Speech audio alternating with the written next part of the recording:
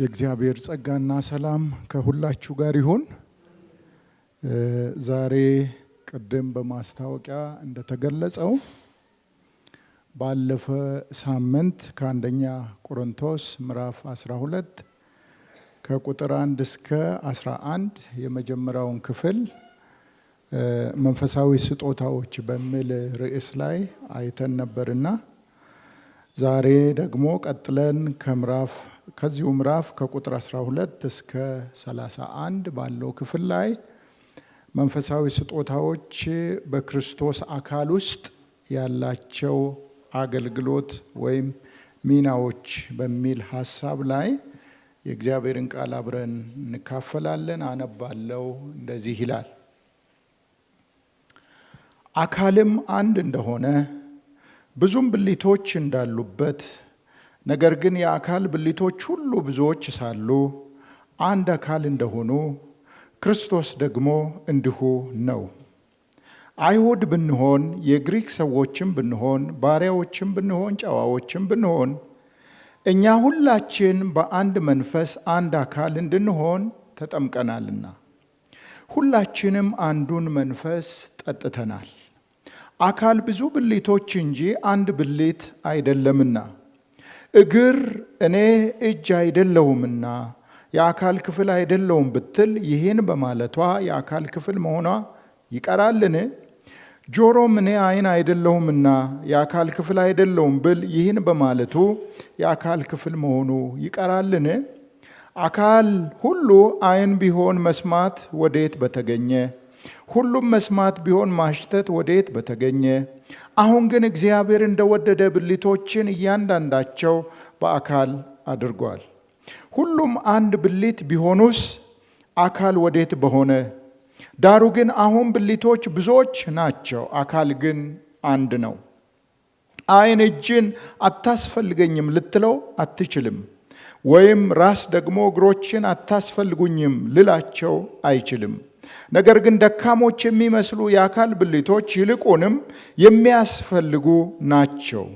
ከአካል ብልቶች ያልከበሩ ሆኖ የሚመስሉን በሚበዛ ክብር እናለብሳቸዋለን። በምናፍርባቸውም ብልቶቻችን ክብር ይጨመርላቸዋል። ክብር ያላቸው ብልቶቻችን ግን ይህ አያስፈልጋቸውም።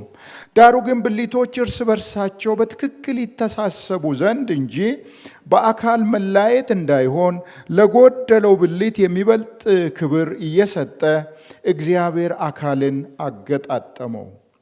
አንድም ብልት ቢሰቃይ ብልቶች ሁሉ ከእርሱ ጋር ይሰቃያሉ። አንድ ብልትም ቢከብር ብልቶች ሁሉ ከእርሱ ጋር ደስ ይላቸዋል። እናንተም የክርስቶስ አካል ናችሁ፣ እያንዳንዳችሁም ብልቶች ናችሁ። እግዚአብሔርም በቤተ ክርስቲያን አንዳንዶቹን አስቀድሞ ሐዋርያትን፣ ሁለተኛም ነቢያትን፣ ሦስተኛም አስተማሪዎችን፣ ቀጥሎም ተአምራት ማድረግን፣ ቀጥሎም የመፈወስ ስጦታን ማድረግን፣ እርዳታንም፣ አገዛዝንም፣ የልዩ ልዩ አይነት ልሳኖችንም አድርጓል። ሁሉ ሐዋርያት ናቸውን? ሁሉስ ነቢያት ናቸውን? ሁሉስ አስተማሪዎች ናቸውን? ሁሉስ ተአምራትን ይሰራሉን? ሁሉስ የመፈወስ ስጦታ አላቸውን? ሁሉስ በልሳኖች ይናገራሉን? ሁሉስ ይተረጉማሉን? ነገር ግን የሚበልጠውን የጸጋ ስጦታ በብርቱ ፈልጉ፣ ደግሞም ከሁሉ የሚበልጥ መንገድ አሳያችኋለሁ። አሜን። እንጸልያለን። ቅዱስ አባት ልዑል እግዚአብሔር ዛሬ ደግሞ እንደገና በሕይወት ኖረን ካንተ የሕይወትን ቃል እንድንካፈል ወደ ቤትህ ስምህ ወደሚጠራበት ቅዱስ ቃል ወደምታወጅበት መሰባሰብ ስለቻለን አስቀድመን እናመሰግንሃለን። ክብር ሁሉ ለዚህ ታላቅ አሰራሪ ይሁንልህ። አምላካችን እግዚአብሔር በዚህ ሰዓት ደግሞ በጌታ በኢየሱስ ክርስቶስ ስም እንለምናሃለን። ያነበብነውን ቃልህን አብራልን። ቃልን ማወቅ መስማት ብቻ ሳይሆን ደግሞ በእምነት ከኛ ጋር ተዋህዶ እንዲጠቅመን እንለምናሃለን። በጌታ በኢየሱስ ክርስቶስ ስም አሜን። ባለፈው ሳምንት መንፈሳዊ ስጦታዎችን መረዳት ወይም ማየት ያለብን ከምን አንፃር እንደሆነ 4 ነጥቦችን ተመልክተን ነበር። እነርሱም መንፈሳዊ ስጦታዎችን ማየት መረዳት ያለብን የመጀመሪያው የክርስቶስ ጌትነት ለመንፈሳዊ ስጦታዎች እውነተኛነት መሰረት እንደሆነ፣ እንዲሁም ደግሞ መንፈሳዊ ስጦታዎች ከሥላሴ እንደሚሰጡ እንደሚመነጩ፣ መንፈሳዊ ስጦታዎች ለቤተ ክርስቲያን ጥቅም ዓላማ እንደሚሰጡና በመንፈስ ቅዱስ ሉዓላዊ ፈቃድ የሚሰጡ የሚታደሉ መሆናቸውን ተመልክተን ነበር። ዛሬ ደግሞ ከዚሁ ምዕራፍ አሁን ካነበብኩት ክፍል ላይ መንፈሳዊ ስጦታዎች በክርስቶስ አካል ውስጥ ያላቸው ሚና ወይም አገልግሎትን በተመለከተ እንመለከታለን አብረን። የመጀመሪያው መንፈሳዊ ስጦታዎች በክርስቶስ አካል ውስጥ ምን አገልግሎት ይሰጣሉ፣ ሚናዎቻቸው ምንድናቸው ብለን ካነሳን መንፈሳዊ ስጦታዎች አማኞችን በአንድ አካል ውስጥ የማስተሳሰር አንድ የማድረግ ሚና አላቸው። ይህንን ቁጥር 12 እና 13 ላይ ሐዋርያው ተናግሯል። ጳውሎስ ይህንን የሚጀምረው ቤተ ክርስቲያንን ከሰው አካል ጋር እያነጻጸረ በመካከላቸው ያለውን የመለያየትን ችግር ያርማል። አካል አንድ እንደሆነ ብዙ ብልቶች እንዳሉበት፣ ነገር ግን የአካል ብልቶች ሁሉ ብዙዎች ሳሉ አንድ አካል እንደሆኑ ክርስቶስ ደግሞ እንዲሁ ነው በማለት ይናገራል። የሰው አካል ከብዙ የተለያዩ ክፍሎች የተዋቀረ መሆኑን ሁላችንም እናውቃለን። ይሄ ማለት ዓይን የሚያደርገውን እጅ እንደማያደርግ፣ እጅ የሚያደርገውን እግር እንደማያደርግ፣ እያንዳንዱ ክፍል ደግሞ ለብቻው ልዩ ሆኖ ልዩ ድርሻ እንዳላቸው፣ ሆኖም ግን ሁሉም ብልቶች የዚህ የአንዱ አካል ክፍሎች እንደሆኑ ይሄ ክፍል ይነግረናል። በአንድነት ውስጥ ልዩነት ወይም ብዝሃነት መኖሩን ከአካል ብልቶቻችን እንማራለን።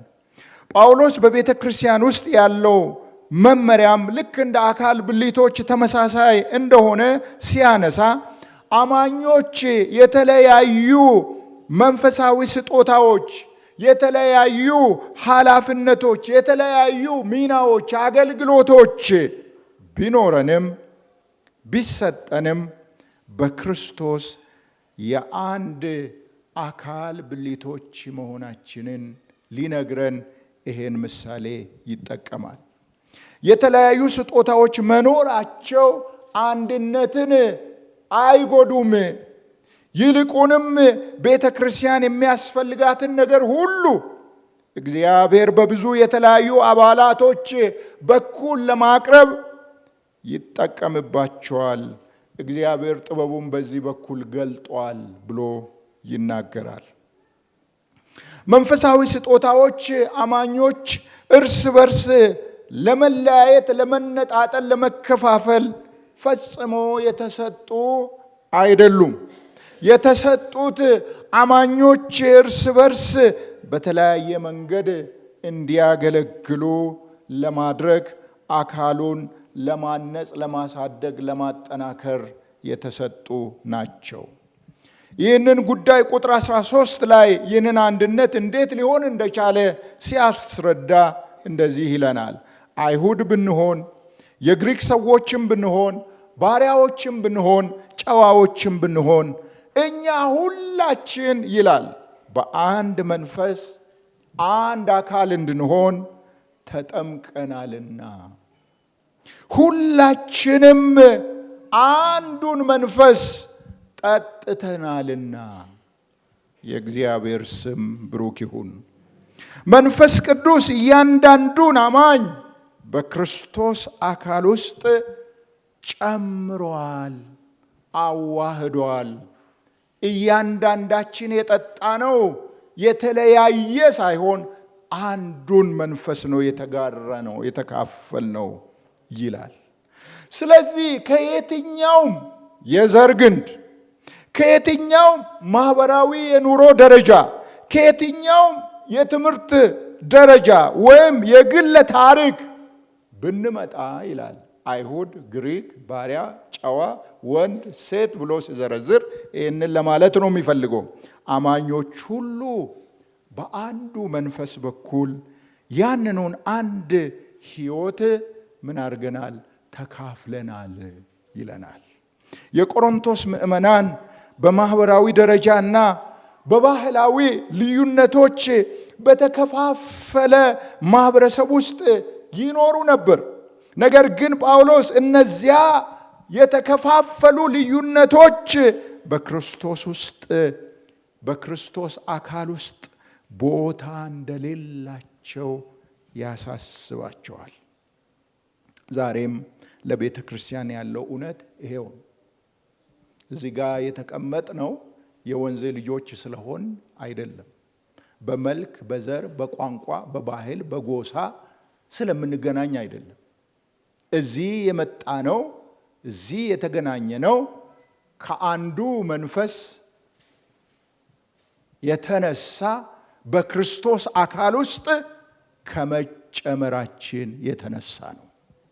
ስለዚህ የኋላ ታሪካችን ከሰማይ ከሆነልን ከእግዚአብሔር ስጦታ አይልቅም፣ ያንሳል እጅግ። ይሄኛው ታሪካችን ይሄኛው ማንነታችን ጊዜያዊ ነው፣ ምድራዊ ነው፣ መሬታዊ ነው። ይሄኛው ደግሞ ሰማያዊ ነው፣ ዘላለማዊ ነው። በክርስቶስ ደም የሆነልን በመንፈስ ቅዱስ ኃይል የተሰጠን ዘላለማዊ ነው። ጊዜያዊው ነገር፣ ተራው ነገር፣ ቀሪው ነገር፣ አላፊው ነገር ዘላለማዊውን ዋናውን ሰማያዊውን እንዳያስጥላቸው ሐዋርያው ጳውሎስ ለቆሮንቶስ ምዕመናን የሆነላችሁ ነገር ከሆናችሁት ይበልጣል። የሆነላችሁ ነገር ከማንነታችሁ ታሪካዊ ዳራ ይበልጣል። የኢየሱስ ደም ከደማችሁ ይልቅ ብርቱ ነው። ከደማችሁ ይልቅ የኢየሱስ ደም ይወፍራል፣ ጠንካራ ነው። በአብ ፊት አቁሟችኋል፣ ኩነኔያችሁን ሽሯል፣ የመለያየትን ግድግዳ አፍርሷል ይላቸዋል። ስለዚህ አንድነታችን በባህሪ፣ በባህል፣ በቋንቋ ወይም በምርጫ ላይ የተመሰረተ አይደለም። አንድነታችን በክርስቶስ ውስጥ አንድ ባደረገን በመንፈስ ቅዱስ ሥራ ላይ የተተከለ የተመሰረተ ነው። የአንድ አካል ክፍሎች ስለሆንን መንፈሳዊ ስጦታዎቻችን ለክፍፍል ምክንያት መሆን የለባቸውም። እግዚአብሔር ለአንድ አማኝ የሰጠው ስጦታ ያንን አማኝ ከሌሎች በላይ ሊለየው ከፍ ሊያደርገው ሳይሆን መላውን አካል በዛች እህት፣ በዛ ወንድም፣ በዛ ብልት ተጠቅሞ ለማነጽ የታለመ ነው። ይህን እውነት ስናስብ ወገኖቼ ዛሬ አማኞችን አብሮን ያሉትን ወንድሞች፣ አብሮን ያሉትን እህቶች የአንድ አካል ብልቶች እንደሆነን አድርገን እናያቸዋለን ወይስ እንዴት ነው የምናያቸው? አሁን አጠገባችን የተቀመጠውን ወንድም፣ አጠገባችን የተቀመጠችውን እህት ዓይንና እጅ፣ ጆሮና እግር የአካል ብልቶቻችን እንደሚተያዩ እንደሚረዳዱ አንድ እንደሆኑ ለዚህ አንድ አካል ጤንነት አስተዋጽኦ እንደሚያደርጉ እንዲሁ አደርጋለሁ ወይስ የሚለውን ጥያቄ ራሳችንን እንድንጠይቅ በዚህ ጠዋት አሳስባችኋለሁ። ስጦታዎች ራሳችንን ከፍ ከፍ ለማድረግ ወይም የንጽጽር ምንጭ በሆኑ ቁጥር ወገኖቼ የእግዚአብሔርን ዓላማ እንድንዘነጋ ያደርገናል። መንፈስ ቅዱስ በክርስቶስ አንድ አድርጎናል። ስለዚህ እያንዳንዱ ስጦታ ያንን አንድነት ከማላላት ይልቅ ለአንድነቱ መዳበር አስተዋጽኦ የሚያበረክት ነው። አሜን። የቆሮንቶስ ክርስቲያኖች ግን አንዳች የጸጋ ስጦታ ያልጎደላቸው ሆነው ሳሉ ግን ይከፋፈሉ ነበር፣ ይለያዩ ነበር። እንደ ሕፃናት በጸጋ ስጦታ ሕፃናት በአሻንጉሊት እንደሚጫወቱ ይጫወቱ ነበር። አለማደጋቸው፣ በክርስቶስ አለመብሰላቸው ያሳይ ነበር። ጳውሎስ ምዕራፍ 3 ላይ እንደ ሕፃናት ስጋዊ ሰው ብቻ ሆናችሁ ይላቸዋል። ዛሬ በዚህ ቃል እኔና እናንተ በእግዚአብሔር ቤት ከነበረን ዕድሜ በእግዚአብሔር ቤት ከቆየን ቆይታ ካገኘነው ሰማያዊ ትሩፋቶች በስለናል፣ አድገናል፣ እየጨመርን ነው ወይስ ምን እንመስላለን? ራሳችንን እንይ። ሁለተኛው መንፈሳዊ ስጦታዎች እግዚአብሔር ለእያንዳንዱ አማኝ ያለውን እቅድ ይገልጡልናል። ቁጥር 14 እስከ 20 ይህንን እውነት እንመለከታለን። የአካሉን አንድነት ካረጋገጠ በኋላ ጳውሎስ ሌላ ችግር ደግሞ ያነሳል። በቆሮንቶስ ያሉ አንዳንድ አማኞች ስጦታዎቻቸውን ከሌሎች ስጦታ ያነሰ መስሏቸው ስለሚሰማቸው እነዚህን ወገኖች ደግሞ አድሬስ ያደርጋል። ይህንን አስተሳሰብ ለመቅረፍ ጳውሎስ በአካሉ ብልቶች መካከል የሚደረግን ምናባዊ ንግግሮችን በምሳሌነት ያቀርባል። እንዲህ ብሎ እግር ይላል፣ እኔ እጅ አይደለሁምና፣ ራሱን ከእጅ ጋር አነጻጽሮ እኔ እንደ እጅ አይደለሁምና ብሎ አስቦ የአካል ክፍል አይደለሁም ብል፣ ይህም በማለቱ የአካል ክፍል መሆኑ ይቀራልን?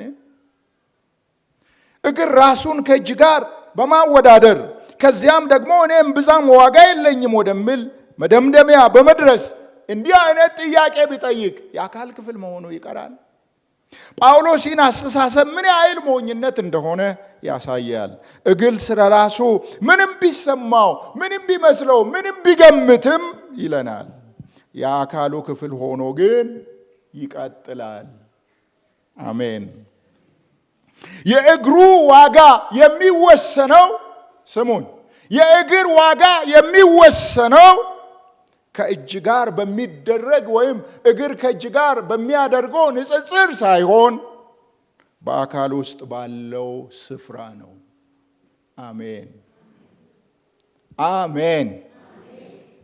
በተመሳሳይ መንገድ አማኞች አንዳንድ ጊዜ ስጦታዎቻችንን ከሌሎች ጋር አወዳድረን አንዳንድ ጊዜ እንደ ከሊት ስላልሆንኩ ስጦታ ስለሌለኝ እኔም ብዛም አላስፈልግም አልጠቅምም ወደ ማለት አንዳንዶች ይደርሳሉ። አንዳንዶች ተስፋ ይቆርጣሉ። አንዳንዶች ደግሞ በሌላ መንገድ ቢያስተምሩ፣ ቢመሩ፣ ቢሰብኩ ወይም ቢያገለግሉ እንደ ከሊት ቢሆን ብሎ ይመኛሉ። ሰሞኑን አንድ ወንድም የቤተ ክርስቲያን መሪ ነው። እዚህ አይደለም፣ መሪ ነው ስላችሁ እዚህ አይደለም፣ በእርግጥም እዚህ አይደለም። እና ያለኝን ትዝ ብሎኝ ነው። እኔ ሰባኪ ቢሆን አለ ጉድ አረጋችሁ ነበር አለኝ። እንዴት ልካችሁን እነግራችሁ ነበር አለኝ። ግን ምን ያደርጋል ሰባኪ አይደለሁም አለ። ልክ ነህ፣ ሰባኪ ባትሆንም ግን መሪ እኮ ነህ። እንደተጠራ ሁን። በሱ ልካችንን ከነገርከን ይበቃናል። ሌላውን ለመንገር አትጨነቅ። ለዛ እግዚአብሔር የጠራቸው ሰዎች አሉ ስለው እውነት ነው። በዛማ ምላስ የለኝም አልተቀባውም አለኝ። አንዳንድ ጊዜ ቁጭ ብለን አንዳንዶችን በሆንኩ ያሰኛል፣ እንዲህ ባደረግኩ ያሰኛል። የሆነ አንዳንድ የጸጋ ስጦታ ልክ አለ አይደለ? ደውለን እንደዚህ ምናምን አየር በአየር ቢዝነስ እንደምንሰራ ወዳው ደውለን ሻጥ አድርገን ይኸው ብንል አቤት ደስታችን። ግን አይደለም። እግዚአብሔር እንደሚለን ነው የምንሆነው። አሜን አሜን። እያንዳንዳችን አንድ አይነት ተግባር እንድናከናውን እግዚአብሔር ፈጽሞ አይፈልግም። እግር እግር ነው ይሄዳል። እጅ እጅ ነው ይጨብጣል ይሰራል። አይን አይን ነው ያያል። ጆሮ ጆሮ ነው ይሰማል። ምላስ ምላስ ነው ይቀምሳል። አሜን አሜን። እግዚአብሔር የተመሰገነ ይሁን። ስለዚህ ጳውሎስ በመቀጠል አካሉ በሙሉ አይን ቢሆን ኖሮ ይላል። አካሉ በሙሉ አይን ቢሆን ሁሉም የሚያይ ምስራትን የሚገልጥ ቢሆን ኖሮ መስማት ባልተገኘ ነበር። አካሉ በሙሉ ጆሮ ቢሆን ኖሮ ማሽተት ባልተገኘ ነበር ይላል። ሁሉም ነገር አንድ አይነት ቢሆን ኖሮ አካሉ መስራት አይችልም፣ ያቅተው ነበር። ለአካል ጤንነትና ውጤታማነት ልዩነት፣ ብዝሃነት አስፈላጊ ነው ይላቸዋል። እግዚአብሔር አካሉን በተለያዩ ክፍሎች የቀረጸው እያንዳንዱ አካል የራሱን ልዩ አስተዋጽኦ እንዲያበረክት አድርጎ ነው። ይህ መመሪያ ለመንፈሳዊ ስጦታዎቻችንም ይሰራል። ቤተ ክርስቲያን አስተማሪዎችን፣ መካሪዎችን፣ መሪዎችን፣ አገልጋዮችን፣ ሰባኪዎችን የሚጸልዩትን ልዩ ልዩ የጸጋ ስጦታዎችን እግዚአብሔር በመካከላችን ሲያደርግ ሁሉም ስለሚያስፈልጉን ነው። አሜን አሜን።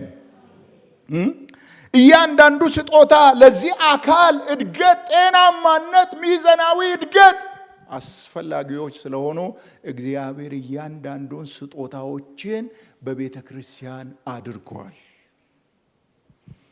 በእግዚአብሔር ዓላማ መሰረት እስከ ሰራንበት ድረስ ወገኖቼ ምንም አይነት ስጦታ፣ ተራ ስጦታ፣ ትንሽ ስጦታ፣ ዋጋ የማይኖረው ስጦታ የለም። ጳውሎስ የሙግቱን ዋና እውነት እንዲህ ሲል ይገልጻል። አሁን ግን ይላል እግዚአብሔር እንደወደደ ይላል። አሜን። ማን እንደወደደ? እስቲ በሉ። እግዚአብሔር እንደወደደ፣ እግዚአብሔር እንደወደደ የአካል ብልቶቻችንን እንዳደረገ እንዲሁ እግዚአብሔር እንደወደደ ልዩ ልዩ የጸጋ ስጦታዎችን በእያንዳንዳችን ውስጥ አድርጓል። አሜን። ይሄ በእግዚአብሔር ሉዓላዊ ፈቃድ፣ በእግዚአብሔር ሉዓላዊ አሰራር ነው የሆነ። ቁጥር 18 ላይ ይህ አባባል እንግዲህ ወገኖቼ ለቅናት ወይም ደግሞ ለውድድር የሚሆን ምክንያት የለንም ማለት ነው። የእያንዳንዱ ብልት ስፍራና ተግባር የሚወስነው ሰውየው ሳይሆን ብልቱ ሳይሆን ራሱ እግዚአብሔር ራሱ ነው። የስጦታዎች ክፍፍል በአጋጣሚ የመጡ አይደለም፣ የመለኮታዊ ጥበብ መገለጫዎች ናቸው እንጂ። ስለዚህ አማኞች የሌላውን ሰው ስጦታ በመመኘት በማሰብ ሕይወታቸውን ማባከን የለባቸውም ይለናል። ይልቁንም እግዚአብሔር በአደራ የሰጠንን ነገር በታማኝነት ለመጠቀም መትጋት አለብን እንጂ እኔ ይሄን የለኝም፣ እኔ ያን የለኝም ብለን መጨነቅ ማሰብ አይጠበቅብንም። ዋናው ቁም ነገር ስጦታዎቻችን በሰው ፊት ምን ያህል አስደናቂ ሆኖ ይታያሉ ሳይሆን ዋናው ቁም ነገር እግዚአብሔር በሰጠኝ ድርሻ ላይ ምን ያህል በታማኝነት አስተዋጽኦ አድርጌያለሁ ነው ቁም ነገሩ። እግዚአብሔር ራሱ የአካሉን ብልቶች እንዳደራጀ ስንረዳ እኔና እናንተ በቅናት ፋንታ እርካታ ይሰማናል። በንጽጽር ፋንታ ምስጋና ይተካል። በቤተ ክርስቲያን ውስጥ ያለንን ስፍራ እንደ ውስንነት ሳይሆን የምናየው ከእግዚአብሔር እንደተሰጠን ጥሪ እናያለን። እኔ እግዚአብሔር እንዲህ ሲጠራኝ እሱ ወዶ ጠራኝ። እንደናንተ መሆን አልችልም፣ እናንተም እንደኔ መሆን አትችሉም። ግን እግዚአብሔር እንድንሆን በወደደው ስንተጋ ግን እግዚአብሔር ይከብራል። የጥሪው ዓላማ ግብ ይመታል። ስለዚህ እንደሆናችሁ ምን ያህል ረክታችኋል? የሆናችሁት ምን ያህል አርክቷችኋል? እንዲህ ሆኜ በቤት ስለተጠራው እንዲህ ሆኜ ስለተፈጠርኩ እግዚአብሔር ሆይ አመሰግናለሁ ስንቶቻችሁ ብላችኋል? ዳዊት ግሩምና ድንቅ ሆኜ ስለተፈጠርኩ እኔ አመሰግናለሁ። አንዳንዶች ጥቁር ስለሆኑ ቀለም በመቀባት ይጨነቃሉ። እየሰማችሁኝ ነው? አንዳንዶች አጭር ስለሆኑ ረጅም ለመሆን ይጨነቃሉ። በፍጹም ራሳችንን መቀበል አንዱ የብስለት መገለጫ ነው። ማንንም መሆን አንችልም። አንተ ለእግዚአብሔር ዩኒክ ነህ። አሜን። እግዚአብሔር አንተን የሚመስል 3-4 ልጅ የለውም። አንድ ብቸኛ ልጁ ነህ። አሜን። በእውነት ይሄ ቢገባን እንዴት በእግዚአብሔር ልጅነታችን ባረፍን ደስ በተሰኘን። ሶስተኛ ደግሞ መንፈሳዊ ስጦታዎች እርስ በርስ መደጋገፍንና መተሳሰብን በአካል ብልቶች መካከል ይፈጥራሉ። ቁጥር 21 እስከ 26 አንዳንዶች ሰዎች አይናቸውን ጨፍኖ እያዳመጡኝ ነው ብዬ ተስፋ አደርጋለሁ። እያንቀላፉ ነው አልልም። በጽሞና ሆኖ እየሰሙኝ ነው። በመንፈስ ሆኖ ይሁንላችሁ አይደል? እሺ። በስጦታዎች ምክንያት ሌሎች ደግሞ የዝቅተኝነት ስሜት የተሰማቸውን አማኞች ካበረታታ በኋላ ጳውሎስ አሁን ደግሞ ስለ ራሳቸው ከፍ ከፍ ማለት ስለተሰማቸው ማለት እኔ እሻላለሁ እኔ እበልጣለሁ በሚል ስሜት ራሳቸውን ክቦ ከፍ ከፍ ብሎ ያለ መጠን አስቦ ራሳቸውን ስለሰቀሉ ሰዎች ደግሞ ይዞራል። ቅድም ስለወረዱት የወረዱትን አነሳ። አሁን ደግሞ የተሰቀሉትን ለማውረድ ወደ እነሱ ይዞራል። እንደዚህ ይላቸዋል። በቆሮንቶስ የነበረው ችግር የዋስትና ማጣት ብቻ ሳይሆን ወገኖቼ የትዕቢትም ጭምር ነበር። ትዕቢት አለ በመካከላቸው፣ ኩራት አለ በመካከላቸው። አንዳንዶች ስጦታዎቻቸውን ከሌሎች ስጦታዎች የበለጠ አስፈላጊ አድርጎ ይመለከቱ ነበር። ጳውሎስ ይህንን አስተሳሰብ እንዲህ በማለት ይጋፈጠዋል። ዓይን እጅን አታስፈልገኝም። ዓይን እኔ ስማርት ነኝ፣ እኔ ያለው እኔ ሳላይ አንተ የለም በማለቱ እጅን አታስፈልገኝም ሊለው አይችልም። ወይም ራስ ደግሞ እግሮችን አታስፈልገኝም ሊለው አይችልም። ቁጥር 21 ምሳሌው ቀላል ቢመስልም መልእክቱ ግን ኃይለኛ ነው ወገኖች። የትኛውም የአካል ክፍሎች ከሌሎች የአካል ክፍሎች ተነጥሎ ለብቻቸው ዋጋ የላቸውም። ዓይን እስቲ ብቻዋን አውጧት ከዚህ ምን ነው የምትጠቅመው? ይሄ ብቻውን እንደዚህ ብታረጉት ምን ይመስላችኋል? ለብቻ ዋጋ የለህም ተባባሉ እስቲ። ቄሱ አንተም ዋጋ የለህም፣ እኔም ዋጋ የለኝም። ለብቻ አትጠቅምም። ስንተሳሰብ አሜን፣ ስንያያዝ አሜን፣ ዋጋችን ከፍ ያለ ነው። የእግዚአብሔር ዓላማ በመካከላችን ይፈጸማል። ዓይን ያ ይሆናል። ነገር ግን ወገኖቼ መጨበጥ አይችልም። ምን ያደርጋል? ስለዚህ እጅ ያስፈልገዋል።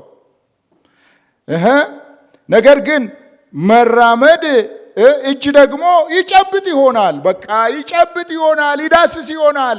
ነገር ግን ምን ያደርጋል? መራመድ አይችልም። እግር ሳያደርሰው እጅ አይጨብጥም። ደህና ናችሁ? ነገር ግን ወገኖቼ እግሮች ደግሞ አካሉን ሊሸከም ይችል ይሆናል። ነገር ግን ዓይን ካላየ ምን ያደርጋል? እግሮች ቀጥ ብሎ ላይሄድ ይችላልና እያንዳንዱ ብልቶች በሌላው ብልት ላይ ምንድናቸው? ጥገኞች ናቸው። እኔ ማንም አስፈልገኝ፣ እኔ ራሴን የቻልኩ፣ እኔ ምናምን ብራዘር አስፈልግሃለሁ። ወረድ በል። አስፈልግሃለሁ። ምንም ቢኖር ምንም ብትቆጥር ያለኔ ጎዶሎ ነህ፣ አስፈልግሃለሁ ተባባሉ። አሁን ደግሞ ጋብዣቸዋለሁ። አዎ አስፈልግሻለሁ። ክብር ለእግዚአብሔር ይሁን። የጳውሎስ ዋና ነጥብ መንፈሳዊ ስጦታዎች አማኞችን ራሳቸውን የቻሉ ብቸኛ ለማድረግ ፈጽሞ የታለሙ አለመሆናቸውን ነው የሚነግረን። በተቃራኒው እግዚአብሔር ስጦታዎችን የሚያካፍለው አማኞች እርስ በርሳቸው እንዲፈላለጉ፣ እንዲያያዙ፣ ለእርስ በርሳቸው ሙላት እንዲሆኑ ነው ይለናል። አንድ ሰው ሁሉንም ስጦታዎች እንኳን ብታደል፣ ምናልባት የታደለ የለም፣ ባይዘው ሁሉም ስጦታ የተሰጠው የለም። ብታደል ኖሮ ለቀረው አካል ብዙ ፍላጎት አይኖረውም ነበር። ሁሉንም ቢኖረው ማንም አያስፈልገው። ነገር ግን እግዚአብሔር በጥበቡ ስጦታዎቹን በብዙ አባላት መካከል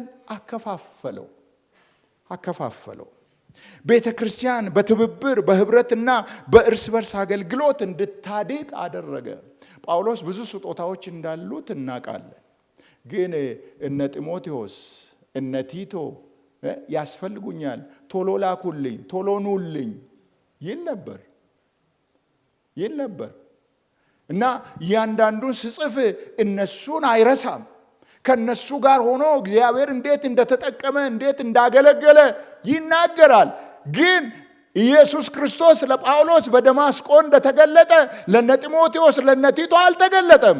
ከቶውኑ ልዩ ነው። ግን ጳውሎስ ለነዛ ለነ ጢሞቴዎስ ለነ ቲቶ ለነ አግሪጳ ቦታ አለው። ያለነሱ ሙሉ እንዳልሆነ፣ ያለነሱ አገልግሎቱ ከግብ እንደማይደርስ ጠንቅቆ ያውቅ ስለነበረ የነሱን አብሮነት የነሱን ድጋፍ ይፈልግ ነበር፣ ያበረታታቸው ነበር። ይህ አወቃቀር ወገኖቼ ትህትናን ያስተምረናል። ምክንያቱም ማንም አማኝ በልቡ የሚያስፈልገኝ ሁሉ በራሴ አለኝ ልል ስለማይችል እያንዳንዱ ክርስቲያን እግዚአብሔር ለሌሎች ከሰጣቸው ስጦታዎች ተጠቃሚ ስለሚሆን ጳውሎስ በመቀጠል ይበልጥ ርቆ በመሄድ እንዲህ ይለናል። ነገር ግን ይለናል፣ ዋው ደካሞች የሚመስሉ የአካል ብልቶች ይልቁንም የሚያስፈልጉ ናቸው። አሜን። ጥርሶቻችንን እንፍቃለን፣ እናጥባለን እና ደግሞ በጥርሳችን አናፍርም። በቃ ተሰጥቷል፣ ፊት ለፊት ነው ያለው አይደል? እና ምን ልብስ አለው? የሆነ ነገር እንደው እንኳን ከተቀመጠበት ምን እናደርጋለን? አሁንማ ዘንድሮማ በጣም ጉድ ነው። በቃ አለ አይደል? ሐኪም ቤቶች የሆነ ብረት እየሰኩልን በቃ ሁሉም በሱ ነው ያለው። ግን ጥርሱ እዚህ ጋር አለ እና ስትልኩለት ያላምጣል፣ ፍጭት አድርጎ ይልካል። ግን ያኛው የታችኛው ቀዳዳ አላወጣም ብል ኖሮ ይሄኛው ደስ ይላል። ይሄም መላክ ይመቻል፣ ይውጣልሽ ብሎ በፍጹም ለምን አይሰራም በትክክል። እና በዛኛው የአካል ብልቶቻችን ፈጽሞ እናፍራለን። ማንም አይብ፣ እኛ ራሳችን እናፍርበታለን። ግን መጽሐፍ ቅዱስ እንደዚህ ይላል፣ ደካማ የሚመስሉ የአካል ብልቶቻችን ይልቁንም የሚያስፈልጉ ናቸው። ቁጥር 22 ይህ አባባል የሰዎችን የተፈጥሮ አስተሳሰብ ነው የሚሞግተው። የሰው ልጅ የሚታየውን አስደናቂውን በሰው ዘንድ የሚደነቀውን ነገር የማድነቅ የመያዝ ዝንባሌ አለው። የሚታይ ነገር ሰርፕራይዝ የሚያደርግ የሰውን ቀልብ የሚስብ የሰውን አይን የሚስብ ነገር እሱ ላይ ትኩረት ማድረግ የብዙዎቻችን ዝንባሌ ነው። እግዚአብሔር ግን ብዙ ጊዜ አነስተኛ፣ ደካማ፣ ትኩረት በማያገኙ አገልግሎቶች ላይ ታላቅ ዋጋን አስቀምጧል። በሰው አካል ውስጥ በጣም አስፈላጊ ከሆኑት የውስጥ አካላት መካከል አንዳንዶቹ ከዓይን ተሸሽጎ የሚገኙ ናቸው። በቤተ ክርስቲያንም ውስጥም ልምጣ እንግዲህ አሁን በጣም አስፈላጊ ከሆኑት አገልግሎቶች አንዳንዶቹ በጸጥታና በሰው ሳይታዩ የሚከናወኑ ናቸው። ማስታወቂያ የላቸውም። አንድ ጉባኤ በፊታቸውን የቆመውን ሰባኪ በቀላሉ ዘማሪዎችን በቀላሉ ያዩ ያስተውሉ ይሆናል። ነገር ግን የቤተ ክርስቲያንን ሕይወት ደግፎ የያዙትን ስፍር ቁጥር የሌላቸውን ደግሞ የኋላ የማይታዩ አገልግሎቶች አሉ። እንደ ጸሎት ቡድን የሚያበረታቱ፣ የርህራሄ አገልግሎት የሚሰጡ፣ ከኋላ የሚተጉ፣ ከኋላ ነገሮችን የሚያቀናጁ ብዙዎች ስላሉ እንደዚህ አምሮብን ተሳክቶልን ቁጭ ብለናል። እግዚአብሔር የተመሰገነ ይሁን። ጳውሎስ እግዚአብሔር አካሉን በዚህ መንገድ ያደራጀው በብልቶች መካከል መከፋፈል እንዳይኖር ነው ይላል። የእግዚአብሔር ዕቅድ ውድድር ሳይሆን ትብብር ነው ይለናል። ክብር ለሚያስፈልገው ክብርን ራሱ ይሰጠዋል። አሜን። ስጦታዎችን የሚያድለው ከፉክክር ይልቅ አንድነትን በሚያነሳሳ መንገድ ነው። ዓላማው ብልቶች እርስ በርስ እኩል እንዲተሳሰቡ ለማድረግ ነው። መንፈሳዊ ስጦታዎች እንዲሁ የሚንቀሳቀሱ ችሎታዎች ብቻ አይደሉም። አማኞች እርስ በርስ የምናገለግልባቸውና የምንጠናከርባቸው መሳሪያዎቻችን ናቸው። ይህም ጳውሎስን በአዲስ ኪዳን ውስጥ ወደሚገኘው እጅግ ውብ ወደ ሆነው የክርስቲያን ህብረት መግለጫ ይመራዋል። ምን ብሎ? አንድም ብልት ይላል ቢሰቃይ ብልቶች ሁሉ ከእርሱ ጋር ይሰቃያሉ። አንድ ብልት ቢከብር ብልቶች ሁሉ ከእርሱ ጋር ደስ ይላቸዋል። ቁጥር 26 አማኞች የአንድ አካል ክፍሎች ስለሆኑ ተነጣጥሎ አይኖሩም። የአንድ አባል ደስታ ሆነ ሐዘን መላውን አካል ይነካል። በዚህ ጉዳይ እንዲፈቀድልኝ እጠይቃለሁ። አንዳንድ ቀን አፍራለሁ። የእርስ በርሳችንን እንኳን ለቅሶ አንደርስም። እየሰማችሁኝ ነው? እኔ ቄሳችሁ ነኝ አይደል? አዎ። አንዳንድ ቀን ቀብር ቦታ ስንቆም የላችሁም። ግን መጽሐፉ የሚለው አንዱ ብልት ሲሰቃይ ሌላው አብሮ ምን ይሆናል ይላል? ይሰቃያል ይላል። ከብልት ስቃዮች አንዱ ሐዘን ነው። ልዩ ልዩ ፈተና ሲደርስብን ነው። ልዩ ልዩ ጫና ሲደርስብን አለው አይዞ ብለን ከእርስ በርሳችን ጎን ቆመን ለእርስ በርሳችን ስንጸልይ እርስ በርሳችንን ከዛ ስቃይ እናተርፋለን።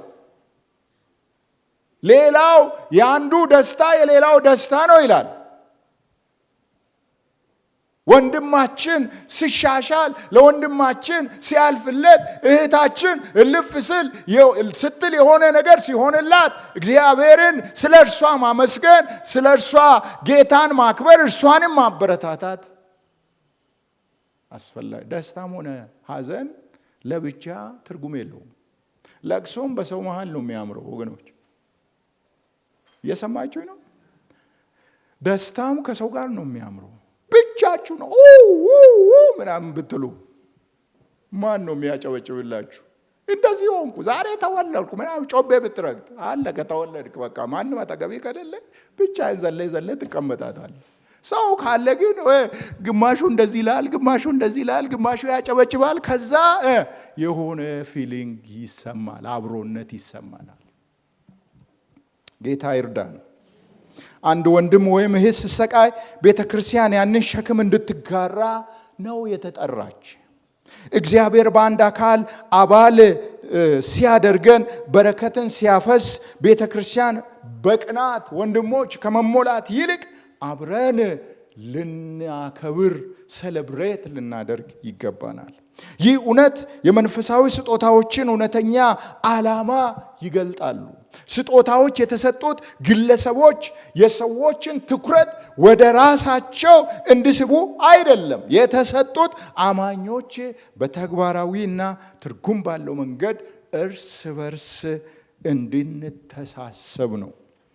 በማስተማር፣ በማበረታታት፣ በመምራት፣ በምህረት፣ በልግስና በማንኛውም የጸጋ ስጦታዎቻችን ስናገለግል የእግዚአብሔር ፍቅር በመካከላችን እንዲፈስ እድል ይሰጣል።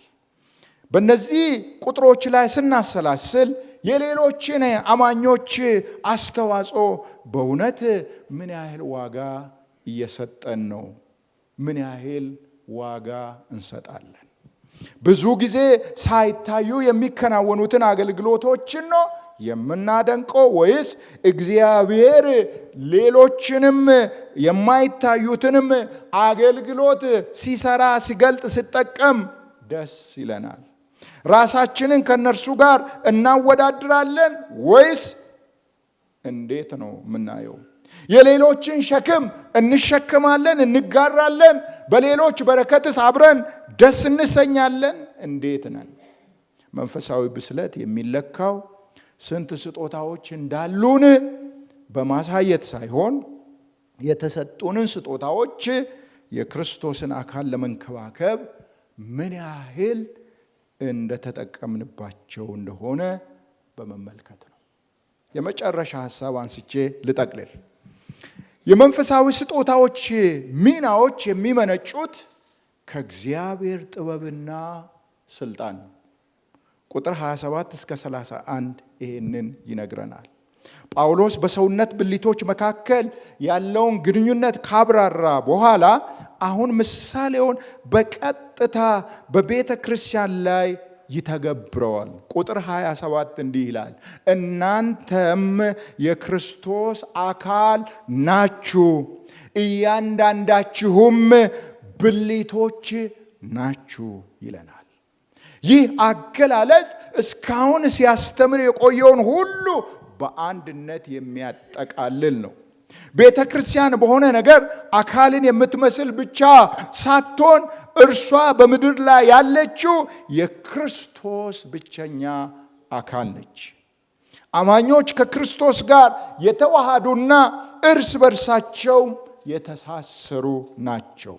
እያንዳንዱ ብልት የጠቅላላው አካል ክፍል ብልት ነው። እያንዳንዱም ብልት ደግሞ በእግዚአብሔር ዕቅድ ውስጥ የራሱ ስፍራ የራሱ ሚና አለው። ስለዚህ ጳውሎስ እግዚአብሔር በቤተ ክርስቲያን ውስጥ የመሰረታቸውን አንዳንድ አገልግሎቶችና ስጦታዎችን ሲዘረዝር እንደዚህ ይላል። እግዚአብሔርም በቤተ ክርስቲያን አንዳንዶቹን አስቀድሞ ሐዋርያትን፣ ሁለተኛም ነቢያትን፣ ሶስተኛ አስተማሪዎችን፣ ቀጥሎም ታምራት ማድረግን፣ ቀጥሎም የመፈወስ ስጦታን፣ ማገዝንም፣ መግዛትንም፣ ልዩ ልዩ የልሳናት አይነቶችንም አድርጓል ይላል። እዚህ ላይ የጳውሎስ ዋና ትኩረት የአገልግሎቶቹን ቅደም ተከተል አይደለም እየገለጸ ያለው። አንደኛ ሐዋርያነት፣ ሁለተኛ ነቢይነት እያለን አይደለም። ጳውሎስ እያለን ያለው አገልግሎቶችን የመደባቸው ያስቀመጣቸው ሰዎችን በአገልግሎት የሚመድበው የሚለየው ራሱ እግዚአብሔር ነው። ሰዎች ሰዎችን አይለዩም። ሰዎች ሰዎችን አይሾሙም። ሰዎች ሰዎችን አይጠሩም። እግዚአብሔር ሰዎችን ይመድባል፣ ይሾማል፣ ይጠራል እያለን ነው። በቤተ ክርስቲያን ውስጥ ያሉ ስጦታዎችና ሚናዎች ከራሱ ከልዑል እግዚአብሔር ጥበብና ስልጣን የሚመጡ እንጂ የሰዎች የግል ምኞትና የምርጫ ውጤት አይደለም። እግዚአብሔር አማኞችን እርሱ በወደደበት ስፍራ ያስቀምጣቸዋል፣ እንደ ዓላማውም ደግሞ ያስታጥቃቸዋል እያለን ነው። ይህ እውነት መንፈሳዊ ስጦታዎች የክብር ወይም የስልጣን ማዕረግ ምልክቶች አለመሆናቸውን ያስተምረናል። እየሰማችሁ ነው? የጸጋ ስጦታዎቻችን እኛን ከሌሎች ሰዎች ይልቅ ለማክበር ለኛ ከሌሎች ሰዎች ይልቅ ማዕረግ ለመስጠት ተፈልጎ ሳይሆን የክርስቶስን አካል እንድናንጽ እንድናገለግል ተፈልጎ ነው። አሜን አሜን። እነርሱ በእግዚአብሔር የተሰጡ የኃላፊነት አደራዎች ናቸው። የቆሮንቶስ ሰዎች የተወሰኑ ስጦታዎችን የመንፈሳዊ የበላይነት ምልክት አድርገው የመቁጠር ፈተና ስለነበረባቸው ይሄንን ቃል ጽፏል ጳውሎስ እያንዳንዱ አገልግሎት ሊኖር የቻለው እግዚአብሔር ስለጠራ ስለሾመ መሆኑን በማሳየት ይህንን የተሳሳተ ግንዛቤ ያርማል። ቄስ የአገልግሎት ቁንጮ አይደለም። የሰማችሁ ነው። የአገልግሎት እድገት አይደለም። ወንጌላዊነት የበታችነት አይደለም። እያንዳንዱ ጥሪ ነው እንጂ። አሜን። በክርስቶስ አካል ውስጥ እኩል ያስፈልጋሉ። እኩል ዋጋ አላቸው። አንዱ ባለራእይ፣ ፈላጭ ቆራጭ፣ መስራች፣ ኃላፊነቱ የተወሰነ የግል ድርጅት ቸርች ብሎ ነገር የለም። ባለራእይ ክርስቶስ ኢየሱስ ብቻ ነው። የተሰቀለ የሞተላት ደሙን ያፈሰሰላት። አሜን። እርሱ ነው የወለዳት። ቤተክርስቲያንን የተከላት እርሱ ነው። ስለዚህ በሐዋርያትና በነቢያት መሰረት ላይ ታንጻችኋል ስል በብሉይ ኪዳንና በአዲስ ኪዳን ቅዱሳት መጻሕፍት አስተምሮ ላይ ተተክላችኋል ማለቱ ነው ጳውሎስ እንጂ በግለሰቦች ላይ ተተክላችኋል እያለን አይደለም። ለዛማ ከነ ጴጥሮስ ማን ይበልጣል?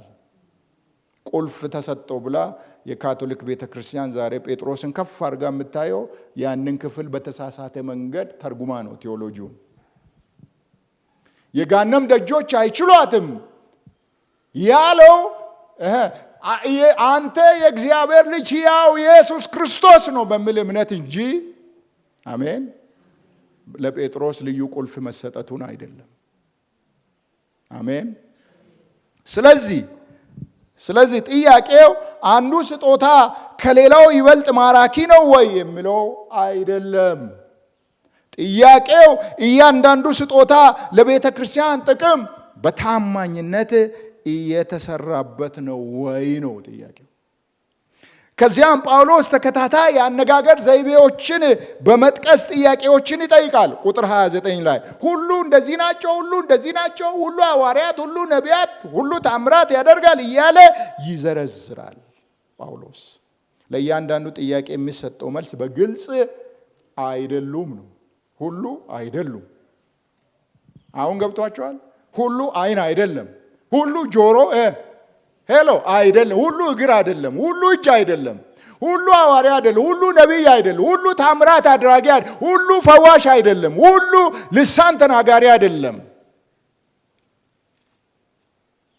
እግዚአብሔር እያንዳንዱን አማኝ ተመሳሳይ ስጦታ እንዲኖረው ፈጽሞ አላቀደም። በአካል ውስጥ ልዩነት መኖሩ የእርሱ ሉዓላዊ እቅድ ነው። ቤተ ክርስቲያን ብዙ አይነት ፍላጎቶች ስላሏት፣ ብዙ አይነት አገልግሎቶች ስለሚያስፈልጓት እግዚአብሔር ልዩ ልዩ ጸጋ ስጦታዎችን አደረገ። እነዚህ ጥያቄዎች መንፈሳዊነትን በአንድ የተወሰነ ስጦታ ባለቤትነት የመለካትን ስህተት ነው የሚያጋልጡ። ሁሉ እንደዚህ ናቸው የሚለው በቆሮንቶስ የነበሩ አንዳንዶች የተወሰኑ ስጦታዎችን የላቀ መንፈሳዊ ብስለት ማስረጃ አድርጎ ይመለከቱ ስለነበረ ጳውሎስ ይህንን ሐሳብ ሙሉ በሙሉ ውድቅ ያደርጋል። መንፈሳዊ ብስለት የሚወሰነው አንድ ሰው ባለው ስጦታ አይነት ሳይሆን ያ ስጦታ ለክርስቶስና ለእግዚአብሔር ሕዝብ በሚሰጠው አገልግሎት ላይ ነው ወገኖች። በዚህ ጊዜ ጳውሎስ ይላል ነገር ግን አሜን። ይህን ሁሉ ካወራ በኋላ ነገር ግን ይላል። ነገር ግን የሚበልጠውን ስጦታ በብርቱ ምን አድርጉ? ምን እያወራ ነው ታዲያ? ይኸው እኮ ጳውሎስ ስጦታ ይበልጣል እያለ ነው ትሉ ይሆናል። ይህ አባባል በምዕራፉ ውስጥ ቀደም ብሎ ካስተማረው ነገር ሁሉ አንጻር መረዳት አለብን። ጳውሎስ አማኞች የክብር ማዕረግ እንዲፈልጉ ወይም ከሌሎች ይበልጥ መንፈሳዊ ሆኖ ለመታየት ስጦታዎችን እንዲያሳድዱ እያበረታታ አይደለም። በዚህ ምዕራፍ ውስጥ መንፈስ ቅዱስ ስጦታዎችን እንደራሱ ፈቃድ እንደሚያከፋፍልና እያንዳንዱ ስጦታ በክርስቶስ አካል ውስጥ የራሱ ቦታ የራሱ ስፍራ እንዳለው አጽንኦት ሰጥቶ ተናግሯል። ስለዚህ ጳውሎስ ስለሚበልጡት ስጦታዎች ሲናገር ምን ማለቱ ነው ካላችሁ፣ ስለሚበልጡት ስጦታዎች ሲናገር ቤተ ክርስቲያንን በቀጥታ ለማነጽና ለማጠናከር ይበልጥ አስተዋጽኦ ስለሚያደርጉት ስጦታዎች ማውራቱ ነው። ያንተም አስተዋጽኦ ካደረገ ላንተ ይበልጣል። ያንቺም አስተዋጽኦ ካደረገ ላንቺ ይበልጣል። አስተዋጽኦ ማድረግ ላይ ነው። ለምሳሌ የልሳን ስጦታ ለማህበር ምንም አስተዋጽኦ አያደርግም። ልሳን የሚናገረውን ሰው ያንጻል፣ በምስጢር ከእግዚአብሔር ጋር ያወራል ይላል። ስለዚህ ልሳን አንተን እኔን ያንጻል። ስለዚህ ለኛ ጠቃሚ ነው፣ ለኛ ልዩ ነው ስጦታው። ግን ለአንተ ላንቺ እስካልተረጎመ ድረስ አይጠቅምም። እኔ በዚህ አሁን ልሳኔን ብለቀልቀው ቄሱ ምን ልል ነው ብላችሁ ነው የምትጠብቁ እንጂ አትሰሙትም። ወይ ደግሞ የመተርጎም ጸጋ የተሰጠው ሰው ከዚህ መካከል ተነስቶ አሁን ቄሱ በልሳኑ እንዲህ ነው ያለ ካልተባላችሁ አይጠቅማችሁም ማለቱ ነው። ይሄንም ማለቱ ነው እንጂ ጳውሎስ አንደኛ ሐዋርያት፣ ሁለተኛ ነቢያት፣ ሶስተኛ ምናምን ብሎ የጸጋ ስጦታዎችን የአገልግሎት ደረጃዎችን እየመደበ እየሰጠ አይደለም። አንድ ስጦታ የሚበልጠው ባለቤቱን ታላቅ ስለሚያደርገው ሳይሆን፣ አሁንም ስሙን፣ ብዙ ሰዎችን ስለሚደርስና ስለሚያንጽ ለቤተ ክርስቲያን መንፈሳዊ እድገት ይበልጥ ውጤታማ አስተዋጽኦ ስለሚያደርግ ነው። በአዲስ ኪዳን ሁሉ የእግዚአብሔርን እውነት የሚያስተላልፉ አማኞችን የሚያጠናክሩና አካሉን የሚያንጹ ስጦታዎች ልዩ ትኩረት ይሰጣቸዋል። ምክንያቱም ጠቅላላውን ማህበር ስለሚጠቅሙ ነው። የጳውሎስ ሐሳብ የግል ታዋቂነትን ሳይሆን ስሙኛውንም የጋራ መታነጽን ነው። አማኞች ለቤተ ክርስቲያን በተለይ ጠቃሚ የሆኑትን ስጦታዎች እንዲመኙ እያበረታታው እንኳን ጳውሎስ ወዲያውኑ አይኖቻቸውን ወደሚበልጥ ነገር ያነሳል። ምን ብሎ? ደግሞም ከሁሉ የሚበልጥ መንገድ አሳያችኋለሁ በማለት። ምንድነው ያ መንገድ? ይህ አባባል ወደ ምዕራፍ 13 መሸጋገሪያ ድልድይ ሆኖ ያገለግላል። ጳውሎስ የቆሮንቶስ ሰዎች እጅግ ጠቃሚ የሆኑ ስጦታዎች እንኳን ያለ ፍቅር እየተለማመዱ ስለሆነ እሱን ነው አድረስ እያደረገ ያለው። ምን ይላል? በሰዎችና በመላእክት ልሳን ብናገር ፍቅር ግን ከሌለኝ በሰዎችም በመላእክትም ልሳን መናገር እንደምጮህ ናስ ወይም እንደምንሸዋሸው ጸናጽል ሆኛለሁ። ትንቢትም ቢኖረኝ ምስጢርንም ሁሉና ዕውቀትንም ሁሉ ባውቅ ተራሮችንም እስካፈልስ ድረስ እምነት ሁሉ ቢኖረኝ ፍቅር ግን ከሌለኝ ከንቱ ነኝ። ድሆችንም ልመግብ ያለኝን ሁሉ ባካፍል ሥጋዬንም ለእሳት መቃጠል አሳልፌ ብሰጥ ፍቅር ግን ከሌለኝ ምንም አይጠቅምም። እዚህ ጋር የመስጠት ስጦታ ተነስቷል። የፈውስ ስጦታ ተነስቷል። ተአምራት የማድረግ ስጦታ ተነስቷል። የልሳን ስጦታ ተነስቷል። እዚሁ ባነበብኩት የትንቢት ስጦታ ተነስቷል። እነዚህ ስጦታዎች ቁንጮ የሚመስሉ ስጦታዎች በቆሮንቶሳውያን አታይ። ነገር ግን ይላቸዋል ያለ ፍቅር እነዚህ ሁሉ ዋጋ የላቸውም። የሚበልጥ ከሁሉ የሚበልጥ መንገድ በፍቅር ነው። አገልግሎት ያለ ትህትና ያለ ፍቅር ከንቱ ነው። ፍቅር አልባ አገልግሎት፣ ትህትና አልባ አገልግሎት ከንቱ ነው። ፍቅር አልባ የጸጋ ስጦታ፣ ፍቅር አልባ ትሕትና አልባ የጸጋ አገልግሎት ከንቱ ነው።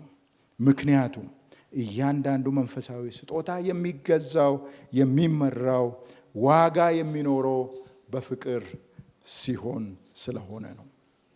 ስለዚህ ዛሬ ራሳችንን እኔ ሐዋርያ ነኝ ነቢይ ነኝ ከማለታችን ይልቅ ለሱ ብዙ ከመጨነቃችን ይልቅ የተሰጠኝን በፍቅር ምን ያህል ሰጥቻለሁ፣ የተሰጠኝን በትሕትና ምን ያህል እየሰጠው ነኝ የሚለውን ምላሽ መስጠት እሱ ነው ብስለት። ዛሬ ያነሳሁት አጠቃላይ ሐሳብ የጸጋ ስጦታ የክርስቶስን አካል አንድ ያደርጋል። የጸጋ ስጦታ እንድንደጋገፍ እንድንተሳሰብ ያደርገናል። የጸጋ ስጦታ በእግዚአብሔር ሉዓላዊ ስልጣንና ጥበብ የተሰጡ የተመደቡ ናቸው ብዬ ነው ያነሳሁት። ጸጋዎቻችንን አገልግሎታችንን በእነዚህ እውነቶች ውስጥ እንድናይ እግዚአብሔር ይርዳን። እንጸልያለን። ጌታ ሆይ ስለ ድንቅ ሥራ እናመሰግንሃለን። በቅዱስ ቃልህ ስለተናገርከን ስላስተማርከን እግዚአብሔር ሆይ ተባረክ። በአካል ብልቶች ውስጥ ያደረግከውን ብርቅዬ ጸጋዎችን እንድናይ እንደሚገባ እንድንጠቀምበት እግዚአብሔር ሆይ ዓይኖቻችንን እንድትከፍት እንለምናሃለን።